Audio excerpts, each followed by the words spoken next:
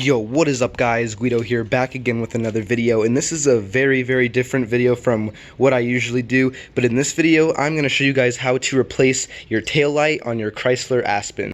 So this is a 2008 Chrysler Aspen Limited right here, and pretty much the taillight actually burnt out. So, going and doing this to, like, if you want your dealership to go and, replace your taillight, you're looking at, 80 to 90 bucks from an actual, Mopar dealer. So I'm going to show you guys how to do this for pretty much, free, as long as you have the tools and the replacement bulbs. So it's super easy, and I'm going to do a step-by-step guide on how to do this. So let's just get straight into the video. So the first thing that you're gonna have to do, you're just gonna have to open up the hatch on your vehicle, and right here, these are the Sylvania. There's your number right there, 3057 long life brake lights.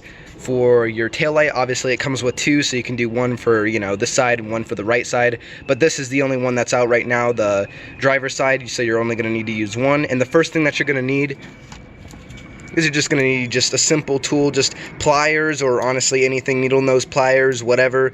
And as you see right there and right there, those are almost like clips, so you just take your pliers and you just grip onto there, right how I have it, and then just yank out on those two, and your taillight will just come straight out. So once you go and grip on there and pull it out, as you see, it's just your regular clip, and there's just two in there holding it in. And once you do that, you kind of want to support the taillight because it's pretty much free from here. But these are just, your regular clips that you would see on like a bumper or some sort of, like regular headlight or taillight housing. They're pretty standard. And you kind of have to grip on there pretty hard to yank this out with some force, so don't worry, you're not going to break anything. But, it's just kind of jammed in there, so you got to really rip it out. Once that comes out, you can just set it to the side, and then your whole taillight will pretty much be free. As you see, it's kind of tucked up in there, so you got to give it a little yank for it to come out. So you kind of have to go and really grip on this and yank it out. But as you can kind of see in there, right where I have that screwdriver, that little ball, what you have to kind of do is push that down and pry outwards, and your taillight will actually go and pop off the housing. So once those two little clips are removed, you just have to go and pop out that little ball that's down inside of there and pry outwards on the housing, and your taillight will become free. Okay, so as you can see, once the taillight actually comes out, a little bit better of a view. As you see where that ball kind of goes and clips in, there's two of them. There's one down there, and then there is one up there. But pretty much once you go and pry that one out there, just the, I guess, angle of everything, it just kind of goes and pops out the bottom one down there. So once everything is completely removed like this, you're just going to go and locate the bulb that is out. So you have your, regular running lights, your tail light, and then your reverse light. So you just want to locate which actual bulb that you need to replace, and then right here you pretty much just grip it and unscrew it. So as you see, you just twist it and unscrew it just like that, and then the bulb will come out. Now you can kind of see the black plastic right there. You're just going to go and grip on it with either pliers or just your hands. Just be very careful with this because you don't want to actually, mess up the pigtail. And you're just going to go and grip on that plastic right there and pull out your bulb. Okay, so as you can see, I have the light off of the pigtail. Here it is. As you can see, it's all black. It's completely burned out. This light bulb is shot. So now what you're going to do, you're just going to go and grab your new light bulb and then just go and clip it straight in.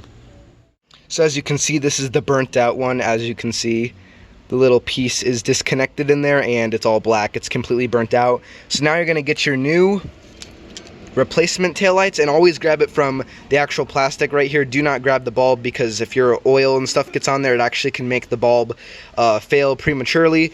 So you don't want to, touch it on the bulb. You want to just touch it the way I am. And also, if you do, get any oil on there, just use a wipey or some like a wet paper towel to just get it off, and you should be good. And as you see the pigtail right there, you're just going to go and reinstall this pretty much how the old one is. It was pretty simple. Now what you're going to do, you're just going to take your bulb right here, and as you can kind of see in the pigtail how it's off center, you look on your bulb, it's also off center as well. So you just want to go and completely line it up with the little clips and stuff that are inside, and it just goes straight down just like this.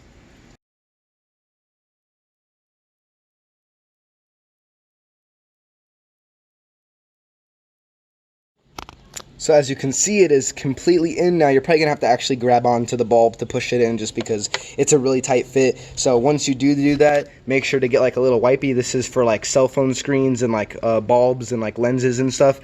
So this is completely safe to go and wipe this down, and make sure you wipe it down good so you can get all your oils that you put on the actual bulb off, so it doesn't wear out prematurely.